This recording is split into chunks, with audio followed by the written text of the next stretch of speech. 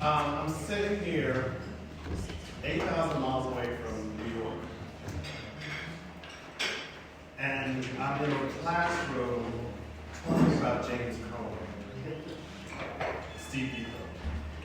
I'm also acknowledging there are 5 people in this room who sat at his feet, James Cone's feet. And the significance of that, so it's not just something external. It is something that we touched. That we sat at his feet. We sat on the floor. We heard his voice. Lord knows we remember his voice. And to say and to see his work this far helps me reappreciate the opportunities that I've had to sit with him and be told I cannot write. But you stay in this class long enough to learn to write.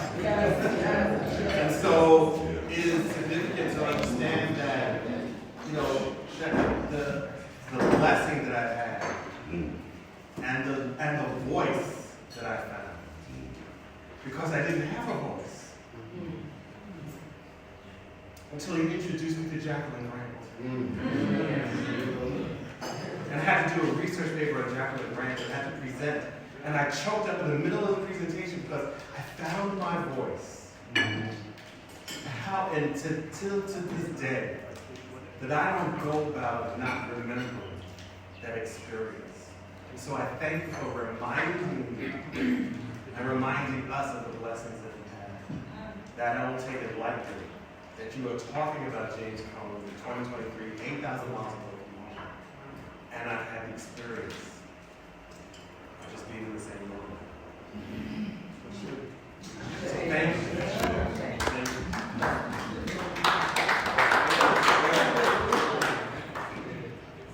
Well, I don't know if I'm supposed to say anything after that, But I think we all have to appreciate James Cone for the work that he has done. I remember when we heard about his passing, the University of UNISA, University of South Africa, a few of us tried to organize a commemoration or just a moment to think about this giant who really shaped our theology in ways that we couldn't understand. So I remember the privilege was also that we had the first generation of Black liberation theologians and the second generation of Black liberation theologians. So you had the likes of Professor Itumeleng Musala, you had the likes of Professor Muthabi, you had the likes of Takato Mufukeng, who all told us these stories that they had had with James Cone. And I remember part of what Musala said to us was to ask us as to, well, not directly to us, but their immediate people who took over immediately after the likes of Musala, to ask them what have they done with Black theology. And part of the reason why he asked that was that he himself acknowledged the betrayal, the upward mobility, the benefits that come with this generation of these Black theologians who are now established and but have no connection with the Black community and don't want a connection with the Black community. So sometimes when we speak with my brothers here and we say, look, that can't be a path for us. We can't choose that path because the reality of the matter is that it just doesn't sound right. It's like on the one side you are talking about liberation theology, but yet you're doing nothing to make sure that it is realized in the real sense of the word. So I remember they then told us these stories, how these guys were willing to cooperate, to work with each other. So you really saw a beautiful relationship between Azania as well as the United States in terms of the Black Theology Project. And that's why I think, whether we like it or not, my father used to tell me this, that What we knew from the student Christian movement and UCM is that we don't want the God of the sweet by and by pie in the sky. We want the God of the bitter and now. That we learn from James Cone. Yeah, first of all, I know that I'm only here by the providence of God and the goodness and the generosity of Dr. Brawley, and I feel so blessed. But I also feel, thank you for your presentation, I feel a stir in my spirit. You did one thing, and that is the confirmation of the connection between home and everything we learn at home and the power of our movement on your movement. That you articulated that in a way that I've never before experienced, and I see it in a way that I've never been able to see it. But you also talked a lot about the existential crisis of what felt like the past, but is very much the present. Yes. And I am struggling right now because it didn't dawn on me until just today in your talking to recognize that if what's happening in the United States around the conservative extremist right and what it is doing to deny the truth and to lock down the truth and to deny critical race theory and anything else that's attached to it, because Black liberation theology is also critical race theory. Yes. And not to connect those two things is a mistake on our part as Black people. It's not this one thing that Kimberly Crenshaw and Derek Bell and others try to articulate to the law that's under attack. It is the truth overall about the African and the Black experience, whether in this country or any other country. And so I'm just wondering, in this company of all of you who are Black theologians, how do we see that as connected?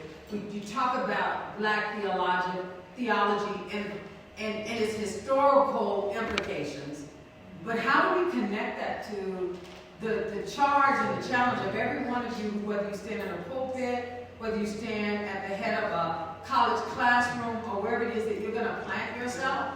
How do we take that, how do we see that as a task, a charge, and a responsibility in the work going forward? And that challenge of trying to deliver this to the masses? Well, I think the first thing which we have to consider, I'll make an example with the Azanian context. One, there's a very voodoo-like interpretation of who is Black, which raises quite a number of problems. And that is why I insist on us having to understand, at least in the Azanian context, what we meant by being Black. Because the minute we make it a free-for-all, which it is in essence, but there are certain things that we should abide by.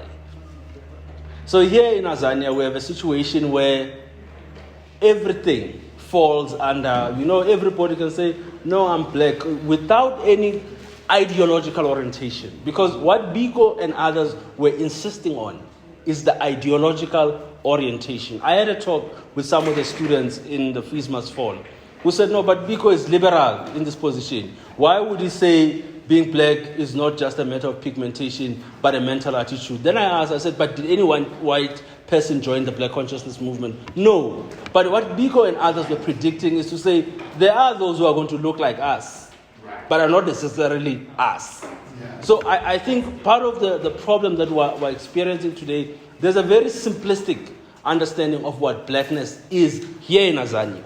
Anybody can pass to be Black in Azania. But that was not so in the past. Because somehow, we're trying to come up with a collective identity that addresses our concerns, our problems, and the kind of direction that we would want to take for our liberation. But that has not happened, at least now. For instance, you have a situation where people will stand up and say, I am 100% Zulu, I'm 100% Sutu, I'm 100% Zonga. Things which would have never happened at the time when the philosophy of the Black consciousness movement grabbed hold of the country. Because we knew that here we start from this premise, everything else is going to be secondary. Because it does not help you to be a Zulu, but yet white supremacy still remains as it is. It will oppress you whether you are a Zulu or you are not a Zulu. Now we have a situation where in the so-called, what we here in South Africa call themselves colours. So now there's again a distinction that is made between the so-called Bantu, the so-called Indian, the so-called, colours. The coloured community, I can make an example. In Soweto, you have almost 3 so-called coloured communities. You have your Lenasia, you have your, what's the other one in Orlando? El Dorado Park, and then the other one in North Kasser. Those are 3 communities, the so-called coloured communities. They will complain and say, but the black government is the one that's making sure that we don't grow. They're just doing everything for blacks. So I remember talking to the one brother. I said, okay, you've got 3 of those communities around Soweto. How many more do you have that are black in your definition? Quite a number of them. Same conditions, drugs, alcoholism, oppression and everything. So I said, how then do you lay the charge on the black government? Because the truth of the matter, we don't have such. So it's very much important for us to understand the clarity of terms, the names we use to call ourselves. And that is why I pointed out to the issue about Mandela to say the position of the organization was that this guy is the first non-white president of the country. Because we knew that ultimately, if you don't start from the premise that this is a black country, you're going to have a problem. Today we sit with a name that defines geography and has nothing to do with us. We're South Africa. But we've rejected that from the 1960s and we said this country is Azania, the land of black people. But because that does not fit well with the ANC discourse, as well as the project of selling out the country, it will not be accepted. They will insist that no, this country must be called South Africa for the benefits of whites. Whites must not feel out of place. Whites must not be reminded that this country is a country of black people. It must be everybody's country. If you remember, and we'll explain this, that initially when the ANC came out as an organization, some of the criticism that we had was that the ANC, when the land was being taken, it didn't go to protest the land being taken.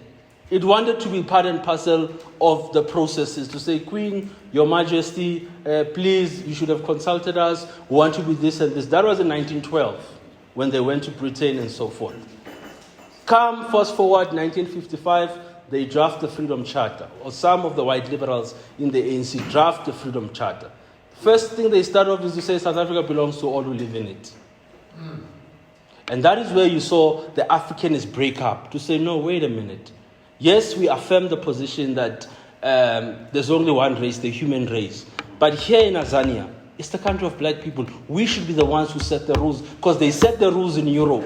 Why should we not set the rules here in Azania? You know, so you had a situation where at the time our country was deeply politicized. It had an attitude that it knew that we're not going to concede to white power and white rule. But with the emergence of the ANC, one of my comrades always likes to remind us this. To say, you remember there was an advert for SABC 1 that used to come out, it used to be Simunye, which means we're one. You know, and it projected that rainbow nation that no, we are all one. We're all, we're fine, we're good and everything else like that. Ignoring the fact that the deal that we had received in Codesa in 1994 was not a deal that was for people that are supposed to be one. Sure. We are told by people who were there to say, wait, comrade, the first thing, the Boers said, no, you can argue about everything. But once you touch the issue of the land, the negotiations are going to collapse. And then the Black Consciousness Movement, as well as the PAC, said, historically, all our wars have been about land. If we turn back now, then all the sacrifices that have been made would be in vain. They said, no, comrades, we must take time, we'll deal with it. And the Black Consciousness Movement and the PAC said, no, we refuse this. It's not an arrangement that is going to work out for our people. Strangely enough, today, you can read some of the newspaper articles that have come up, at least in the past 2 years or so. Everybody's saying, even whites are saying, no, the problem is Codesa. But when the Black Consciousness and the Pan-Africanists were saying that, they were saying, no, these guys are holding too much into the past, they are too angry, they talk about black, we are a rainbow nation. But everybody has come to realize that the problem began with Codesa, the kind of arrangements that were made. Then you come with a constitution that guarantees property rights. And if you guarantee property rights, it means essentially you are not going to take the land, because those who are guaranteeing property rights are the ones that have taken the land by force. So you are stuck. You can't move. At the university level, we then move away from being black because we're now this rainbow nation. Those things that we used to talk about, which really were our own formulations, they form part and parcel of the history that we don't want to reflect on. Then we begin to move forward and we say, no, we're teaching a fair curriculum, equal opportunity for everybody. But you know at the end of the day that no, there's something fundamentally wrong here. That is why most of the people, even our own academics, that have pursued the route of maybe critical race theory, most of them, they are considered, no, these guys, no, these are not good guys. They are white supremacists, they are nationalists, because the minute they begin to problematize those rules of society that we use and begin to show directly that they are linked to white supremacy and are in fact white supremacy, then they are no longer good lawyers. They don't understand. They're not interpreting the law in the correct manner that it should be interpreted. So you've got quite a number of things that we really have to do. And that is why I was explaining to say, look, the work that is being done here in terms of bridging the gap is extremely important.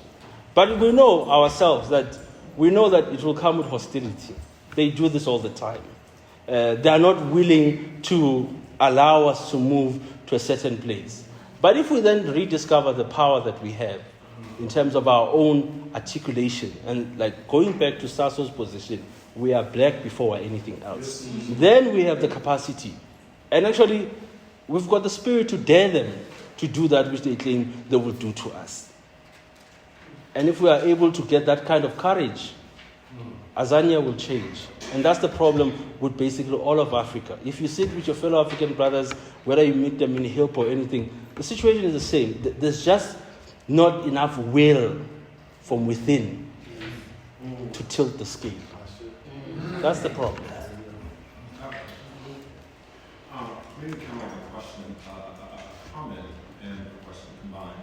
So if we have arrived at this solid or collective understanding of what we call blackness and black liberation theology, and in the words of, and now that we know this truth about marginalization and its implications on blacks in South Africa and the United States of America, then our challenge then becomes to appropriate it, right?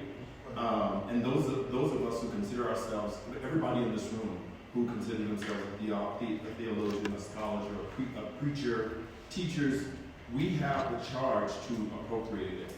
And I'm wondering, and in the words of what Dr. Cohn would say and have said, he says, to know the truth is to appropriate it, for it is not merely reflection and theory. How then do we, in this room, appropriate this truth? In my political education, because I am a comrade, we were told that revolution is not spontaneous, it's deliberate. There has to be an element of deliberateness on our part. If I know I'm a scholar in my classroom, I should be able to move the classroom and the student to a certain direction that I would want them to move to.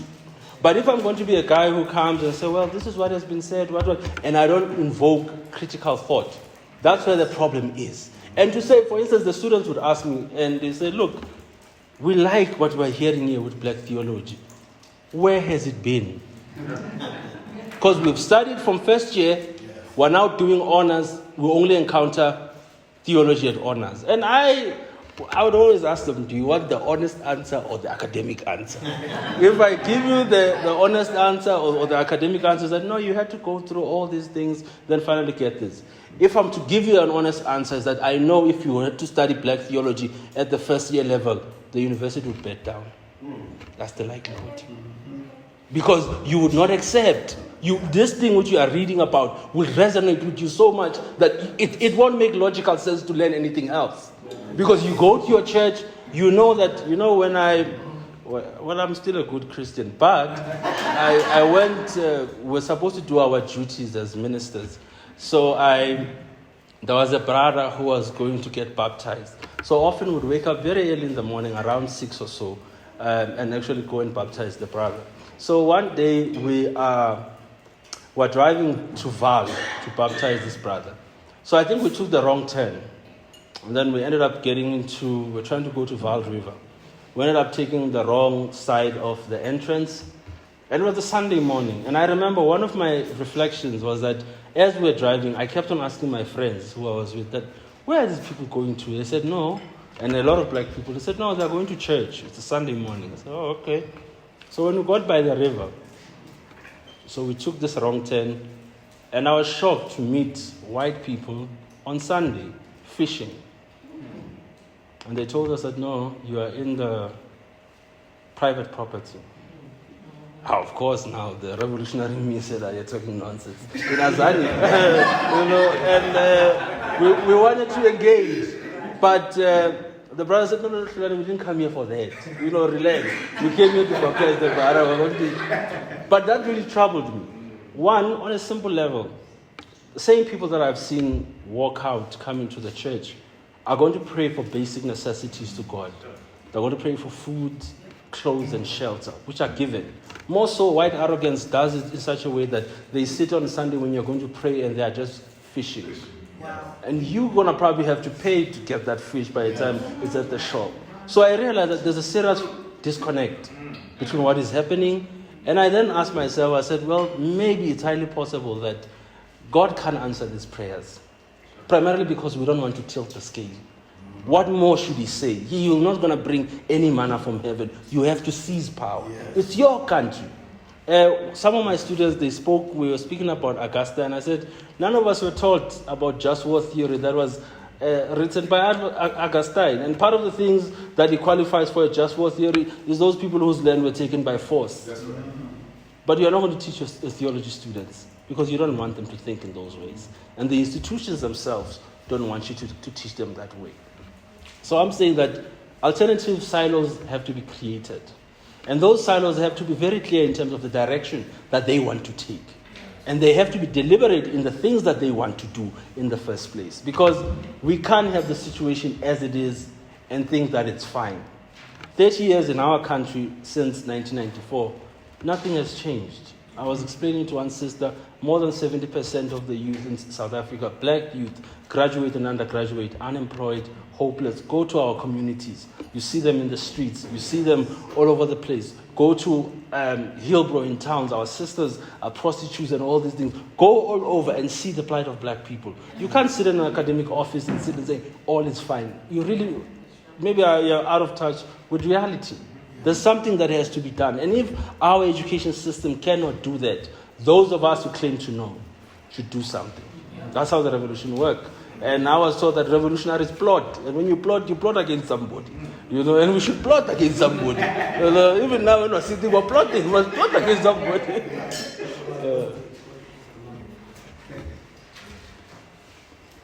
Share with us a little bit about theology and action. Theology.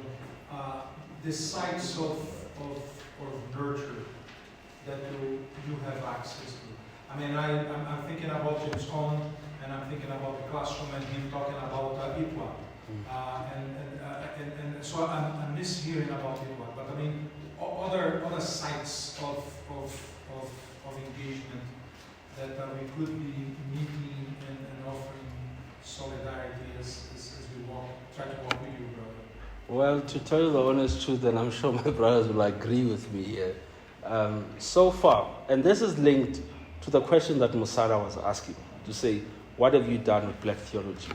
The first generation of theologians had their etwa, they had spaces. At some point, I know in the Methodist Church, there was what they call the Musala moment.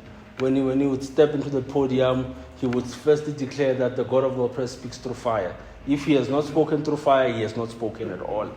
So there was an approach in terms of the church's etwa. But when the second group of black theologians that today are the leading scholars, nothing was done tangible on the ground.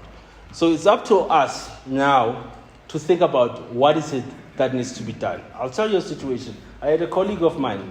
He was newly appointed in the church, and he was a black theologian.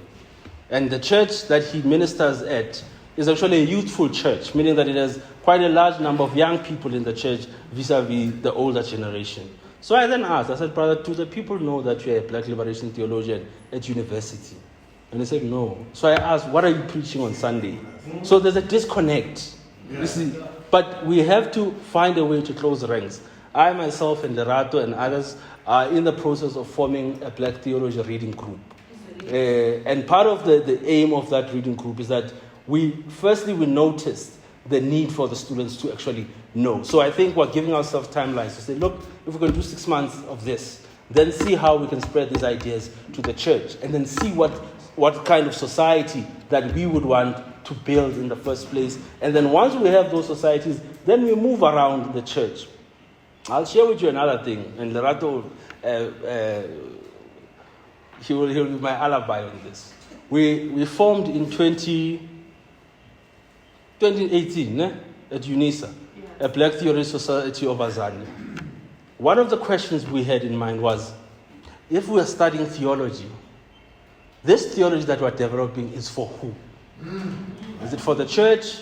And if it's for the church, for what? And we looked at ourselves and said, we're all black here, and therefore the theology that we're doing should reflect that. We said, okay, fine, we're going to build relationships with churches and so forth. Unfortunately, our society did not last even 2 months, because the older guys sort of realized what we're doing. And then they came to those who were weak amongst us. They maneuvered, and people started walking out of the society because they felt, no, but my supervisor said, well, no, we're not talking about your supervisor here. We're talking about us. This is our thing. We want to build it on our own. We don't want help from anybody. We want to do it on our own. So that's where we are at the current moment, brother. If you can ask most black theologians today to say, where are you and what are you doing in the black community? The likelihood is that you are going to be shocked. What they talk about in their articles is not the life that they live.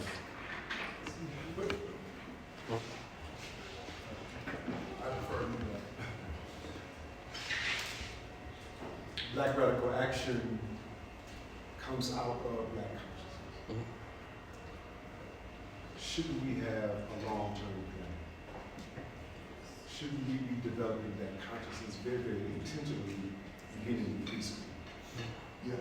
Shouldn't we be organizing communities subversively and doing this black consciousness development in group two, ultimately taking the land back, ultimately becoming popular in a decade, maybe 2 decades down the road, because it won't happen any quicker than so. Yes. I think, and of course, I'm quite careful here, but what I think is that we have to have certain timelines. And you can only have timelines if things are urgent. If things are not urgent, you don't need timelines. You can just, whenever you feel like it. But if we are serious about what we want to do, we then think and say, okay, it's now 2023. What needs to be achieved? Maybe in the period of 6 months. See how that thing is achieved. Assess what else can we achieve in the next 2 months. Then we do those things. It's a process, because remember, and you guys would know this, you know, the Panthers put it nicely, observation and participation. Once you see people do something, people will, but now you have a situation where there's no one who's doing anything in the first place. So I'm saying that we should have that. And that is why I said the implication of a decolonized education, the implication of an Africanized education, you cannot have it without dealing with the legacies of colonialism and imperialism. And therefore, if they allow you to do it, but they say, no, leave the structures untouched. Talk about your decolonial education. Talk about your African education, but leave the structures untouched. That's where the problem is. Because I think any of us must know that the minute I begin to take on the posture of saying, I'm going to pursue a decolonized education, I'm going to pursue an Africanized education, I'm reversing the scale. I'm reversing the order of things. And therefore, there are people who are not going to be happy. And I think that's where the kind of solidarity that is needed from black academics should be demonstrated. To say, we are willing, you see. And part of the willingness must not to say, if I don't have an audience in the classroom, I have no one to talk to. Establish your name. What about the conversation and style with pastors? Yes. Right. Teaching pastors Yes. to read the Bible differently. Yes. Yes. As an initiative. Yes. Yes. That gets into the congregational consciousness. Yes. In time. Yes. from there you begin to talk about the movement mentality of Jesus rather than institutional, sustenance thing that the white church, I think, imposed in the rest of the world. I think it's a slow, dogged process that can and should be put in place. Yes. I know it works. And I don't believe it becomes a mass movement overnight. I think it's these small pockets of resistance that have to be created. And as you said, you know, it has to be tested as we go and refined as we go. Yeah. But it's doable. Yeah, no, it is doable. It's easily doable if the commitment is there. You see, especially for those who claim to know. You know, one of the things that we were always taught that ultimately, if you claim to know something, then you should be worried that there's really much that you don't know. Sometimes I might not get the greatest theological insight from the books that I read, but a black preacher might move me, you see, and might make me see things completely different. I was telling a friend of mine that I was worried because there's this new emergence of podcasts, which is not a bad thing. However, here in Azania, we have a situation where people can stand on podcasts, and not that we want to defend colonial Christianity, but we're saying balance it out. You know, if you are going to say Christianity is a white man's religion, look at alternatives that have been there in the country. So I was voicing to this comrade, and I'm like, hey, you know, I'm a bit... So it's like, you know, when reading the story of Moses, you remember that Moses was, as part of his demonstration to show that he had been sent by God to deliver the Israelites, he threw his staff on the floor, and it turned into a snake. Then the magicians of Pharaoh likewise did the same, and it turned out to be they tend to be snakes as well. And he said, you know what happened? Moses' snake chowed all those snakes. So he said, what I'm telling you, son, wait for the bigger snake that will swallow all the rest. So ultimately, I then thought to myself that maybe I'm just complaining for nothing. We have to create an illegitimate silo that everybody else will eventually say, no, that's where we're going because it resonates with us. You know, and similarly, even with the ministers, I've learned over time that sometimes, you know, the big mistake I would make or that we would make as academics or people that are schooled in a certain fashion, you come to the church and you want the church to transform immediately. But you miss the point that these guys don't know that in the first place. So there are certain things that you need to maneuver the minister around. You know, like, well, how about that? How about that? You know, eventually you'll realize that after some time, he or she might develop a level of consciousness to say, I see something being at work here. Can you explain to me? So, but again, it's the problem of how we are taught. Because I'm taught, you should know because there's an assessment at the end of the year. So I come with the same attitude to the minister who's maybe not learned in the way that I'm learned. And I expect him to grasp overnight. Only to find out that maybe I must just take a little bit of time with him. You know, and likelihood is that by the time he catches on or she catches on, we can talk a different story. Thank you for your presentation. Well, something that you said that just stood out to me in our work in Brooklyn. You said memory is the privilege of the living. What is the role of memory in the cultivation of Black consciousness? Yeah, that's a very difficult question. I think one of the things that one cannot really ignore is that, like for instance, let me make an example. Here in this country, you have a situation where it is known that the ANC and the PAC were jailed, the leaders were jailed around about 1962, and they were sent to Robben Island. Then you ask the question and say, okay, if that is the case, who held the fort from 1962 to the elections in 1990? People don't know. But the Black Consciousness Movement came into being 1966 up until 1990. It held the fort. It's the one that was attacked by UDF. Its leaders were banned, they were stoned. All kinds of funny things happened to them. But certainly what has happened, at least by this government, is to make sure that they not only depoliticize the majority, but distort history. So you've got a vacuum that sits in the midst of our system here in South Africa. So I think my role, maybe as a Black consciousness adherent, is to insist. Like with the students, they said, everybody sold us out. I said, who? Who sold you out? They said, no, everybody. I said, no, comrade, let's be clear now. Explain to me, who sold you out? So he said, what do you mean, Hlulani? I said, no, go back. If you are going to say there's a problem with the Constitution, go back. Find out who said that before anybody else.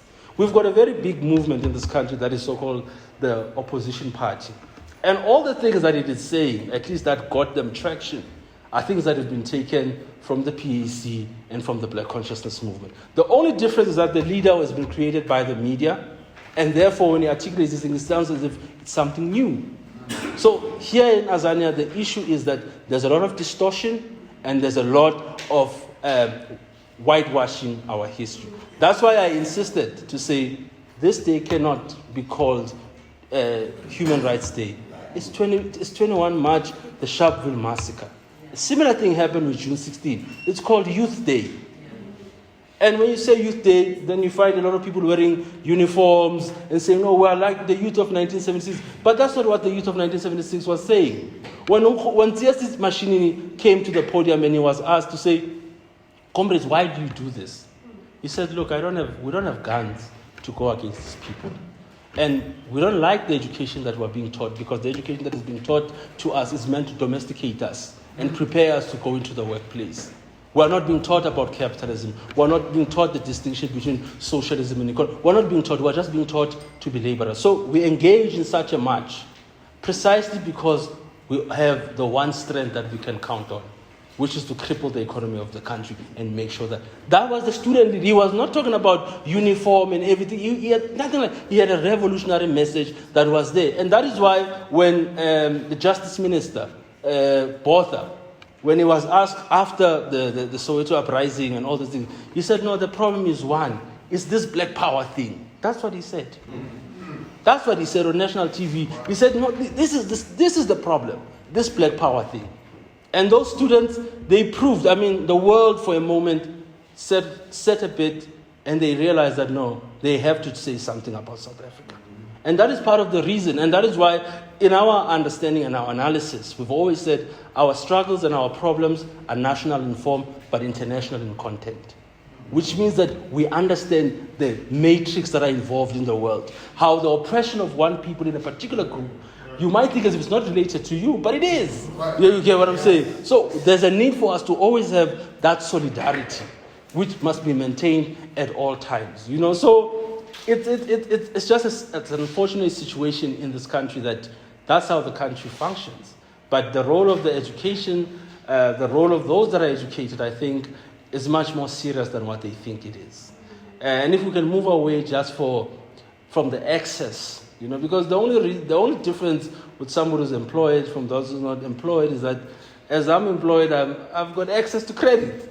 That's the only difference. And the minute I lose my job, I'll probably lose that credit in the first place. So I really don't have much to gain, the honest truth. So at the end of the day, we really have to sit down and come up with ways and means to make sure that we push the struggle forward. Thank you, my friend. Thank you for the presentation. But I just wanted to just make a small comment, drawing from the question that was asked right now, and to just elucidate on the dangers of not having a collective memory. And I remember there was a huge wave in the country where people were getting cancelled to go to the Middle East. And I remember there was a time when I was supposed to be in Palestine. And I felt from the black community and other people that there was this pushback that why are you going to Israel? But because of that lack of collective memory, I'm shocked until today that people are still using Indonesia as a tourism site when we know what is happening to the people of West Papua. So we are essentially funding this machine of capital that is killing people, but then I should be cancelled because I went to Senior Dahao. Yeah. So because we don't have that memory, I think it helps us, it makes us implicit in these practices of erasure. We don't even notice what we are doing. But I just wanted to know that because for me it became also very personal in that sense. No, I can't say anything after that, But yeah, that's where we are at this current moment. Yeah.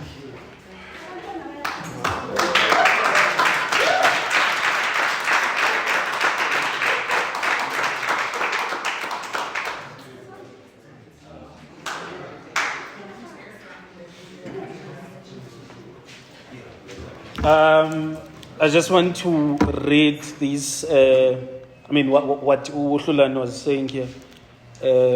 Actually, there's two things that I was reminded of.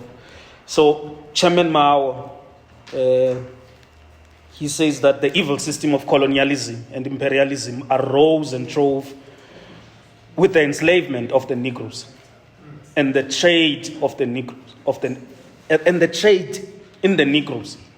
And it will surely come to its end with the complete emancipation of the black people. And I think the importance of that is this role that history has put on the shoulders of black people. It's an unfortunate responsibility that we carry on us, which makes it urgent. Because in our liberation, there is an unintended consequence that comes with it, which will speak to the liberation of humanity. It's an unintended consequence because in most cases, you find that there will be no one who's in solidarity with us in our oppression. But yet, there's this responsibility that comes because everywhere you go around the world, the most oppressed person you will find in that space is black. Yes. But I want to say also that within that, with the liberation of black people, you will find a situation where, or a possibility where everywhere you go, there's a possibility of a liberated humanity. And I normally say that if that is not true, at least we must be given a chance, 100 nyana, to oppress others. If there's no possibility of true freedom.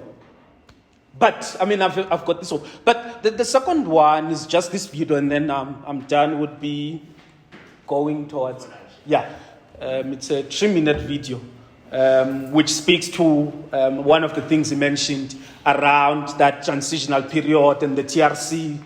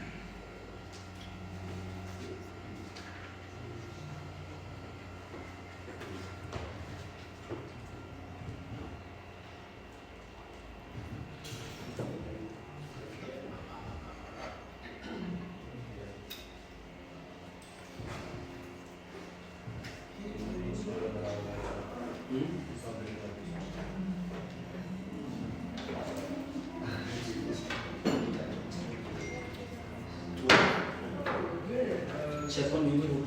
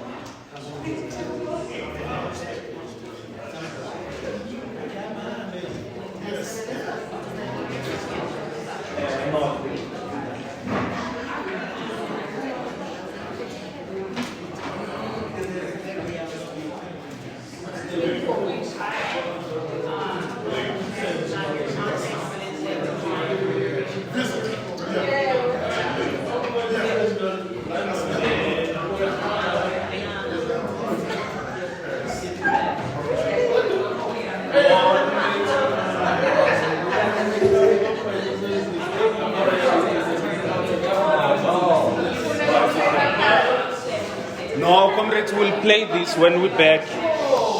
Sorry, it didn't work.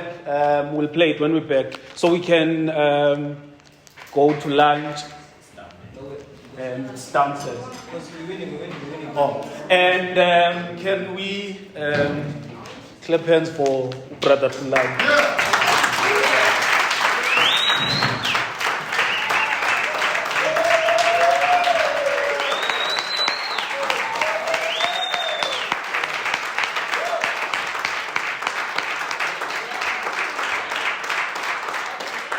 Fine, like civilians.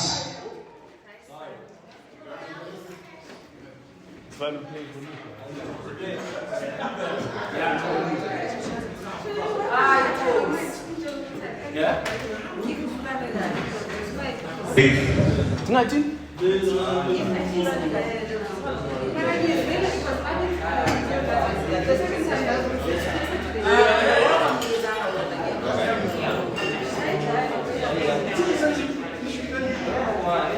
Thank you so much. Oh, thank you.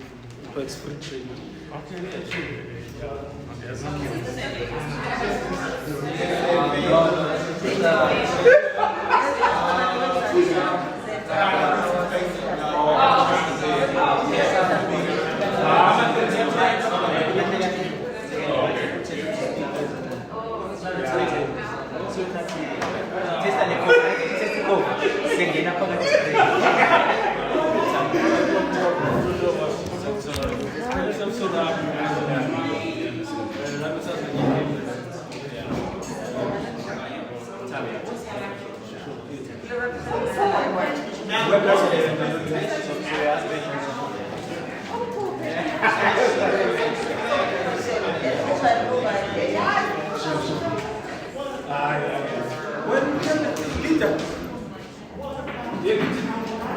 Oh, thanks.